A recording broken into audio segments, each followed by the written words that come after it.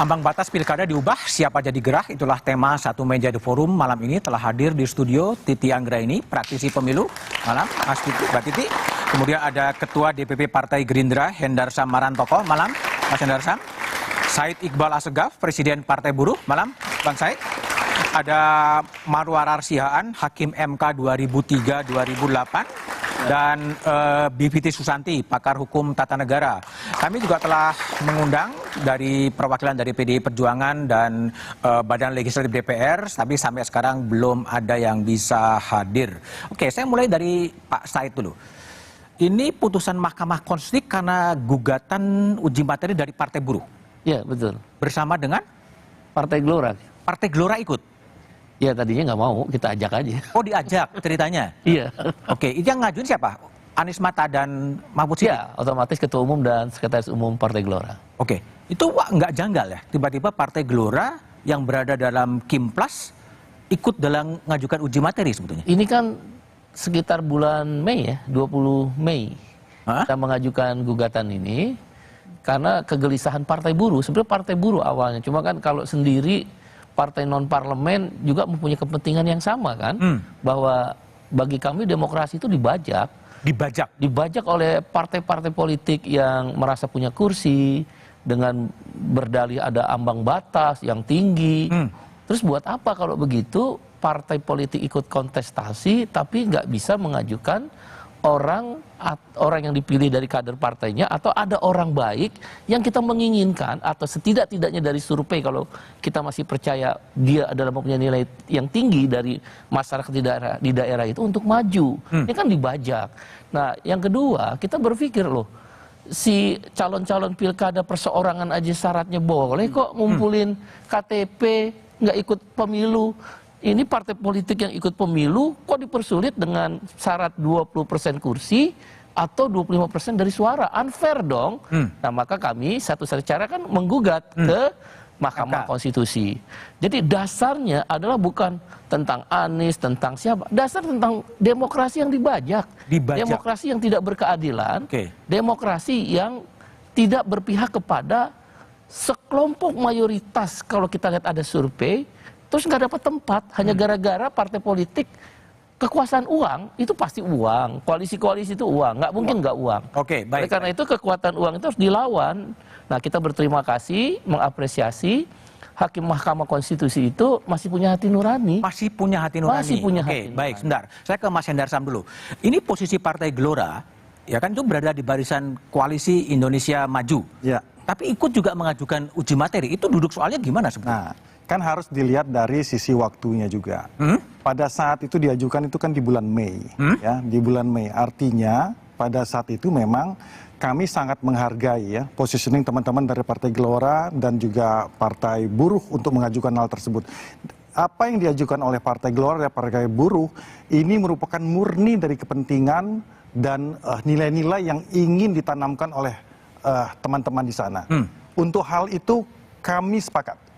Kami sepakat. Nah, kita harus dudukan dulu esensinya bahwa gugatan ini atau permohonan ini diajukan adalah untuk kepentingan pilkada, kader-kader ya, dan suara-suara dari Partai Buruh dan Partai Gelora yang non parlemen ini supaya bisa diakomodir. Kemudian itu kan diakomodir kan dalam putusan MK nomor 30. Tapi kami melihat, dan saya melihat ya selalu, ini kan ujung-ujungnya ditunggangi gitu loh. Ditunggangi? Ditunggangi. Oleh? Ya, oleh MK itu sendiri. MK menunggangi siapa? Nah, saya akan lihat. Harus dilihat dulu dari permohonan yang diajukan oleh Partai Gelora dan Partai Buruh. Ingin membatalkan, ya kan, pasal 40 ya kan Undang-Undang Pilkada tersebut, ya, sehingga tidak mempunyai kewajiban yang tetap seperti itu. Sebatas itu. Yang harus diingat bahwa MK adalah sebagai negatif legislator. Negatif legislator. Yes. Ya seperti itu. Tapi ternyata tidak. MK melakukan suatu hal yang sifatnya ultra petita, ya, melampaui apa yang diminta oleh dari Partai Buruh dan Partai Gelora, ya kan, nyenggol ke masalah partai-partai yang ada di parlemen, ya, ambang batas 20% dan 25% di grade sampai dengan 7%, nyenggolnya ke situ. Ini saya pakai bahasa yang gampang-gampang aja. Nah, Ini yang menjadi tanda tanya kita.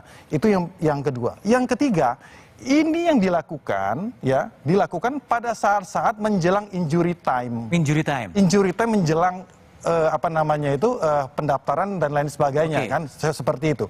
Ini yang sebenarnya kita lihat, pertanyaan yang harusnya sebenarnya ini kita pertanyakan kepada MK itu sendiri.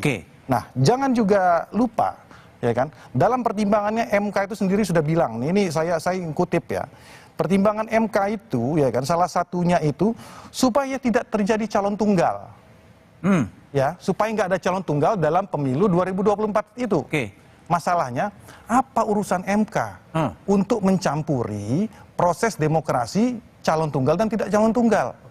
Ini norma ya. Itu yang disebutkan ditunggangi tadi ya? Ditunggangi tadi, ditambahkan itu di situ. Apa urusannya? Karena itu bukan urusan MK untuk mencampuri, karena undang-undang itu sudah jelas. Undang-undang itu sudah jelas bahwa mau ada kota kosong, mau atau tidak, di pemilu-pemilu sebelumnya sudah ada kok. Dan boleh juga? Dan boleh juga. Semalam ini diam-diam aja. Tidak ada masalah tentang masalah itu. Oke, baik.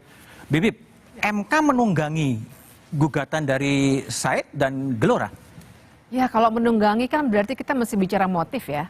Dan saya kira MK tidak punya motif di sini. Kalau dikatakan, maksudnya motif adalah misalnya ketika ada hakim MK yang mau bertarung dalam pilkada, kan nggak mungkin juga. Kalau menunggangi kan artinya ada motif kan, Mas. Nah, kalau pertanyaannya apa urusannya MK? Jangan lupa MK itu tugas konstitusionalnya menurut Undang-Undang Dasar 1945 memang meluruskan apa yang seharusnya diatur dalam undang-undang agar sesuai dengan konstitusi. Konstitusi kita mengandung gagasan demokrasi, mengandung gagasan negara hukum. Nah, jadi jelas menurut saya itu urusan MK untuk membuat demokrasi kita sehat, untuk membuat nyatanya memang kota-kota kosong itu kan kita juga nggak bisa melihatnya hanya sebagai prosedur tiba-tiba terjadi di ruang hampa. Kita paham betul walaupun belum pernah ada perkara pidananya bahwa yang namanya kota-kota kosong itu juga kecenderungannya adalah disepakati oleh partai-partai besar karena dibuatkan ambang batas pencalonan yang demikian mengikat, menyusahkan orang untuk masuk barrier to entry, menyusahkan orang untuk ikut masuk dalam kompetisi. Nah, ini yang mau dibongkar dan buat saya kepentingannya kepentingan konstitusional. Memang kan MK itu the guardian of the constitution. Bukan sekedar sekedar memperbaiki norma-norma begitu ya, tapi dasarnya itu harus jelas dan buat saya kepentingannya juga sangat bisa dijustifikasi. Oke, baik. Mbak Titi Anggraini, MK kemarin memutuskan, posisinya begitu, hari ini balik kemudian bersidang, rapat dan kemudian seakan-akan tidak mengindahkan putusan MK itu. Apa yang Anda baca dari itu? Bukan seakan-akan ya Mas Budiman, tapi sangat terang-benderang tidak mengindahkan putusan Mahkamah Konstitusi.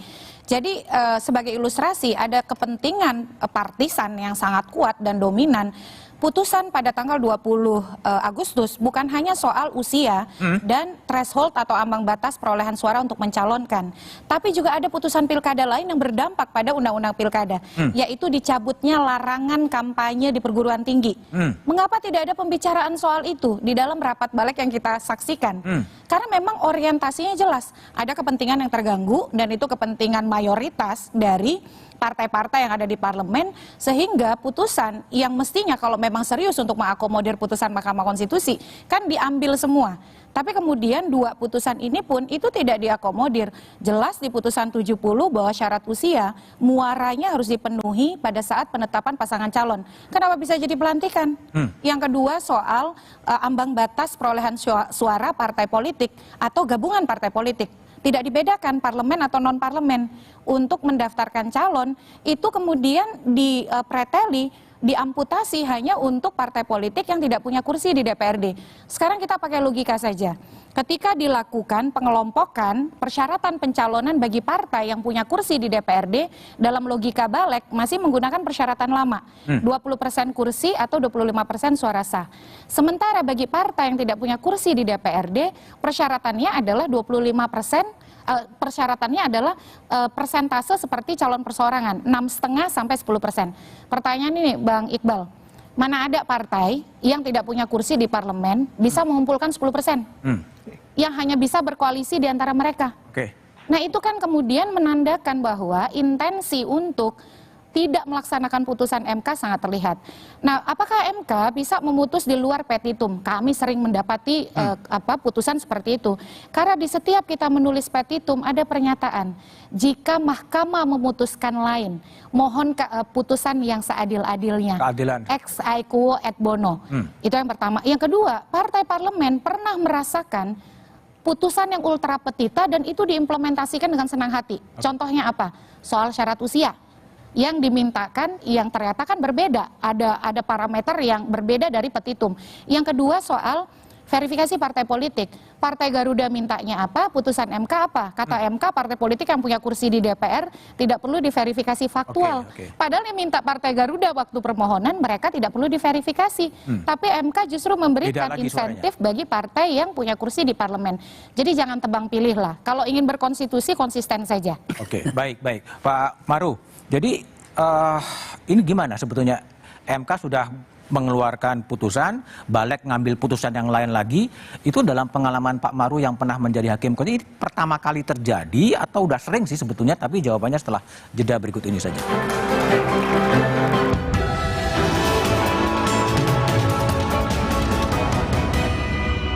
Mahkamah Konstitusi atau MK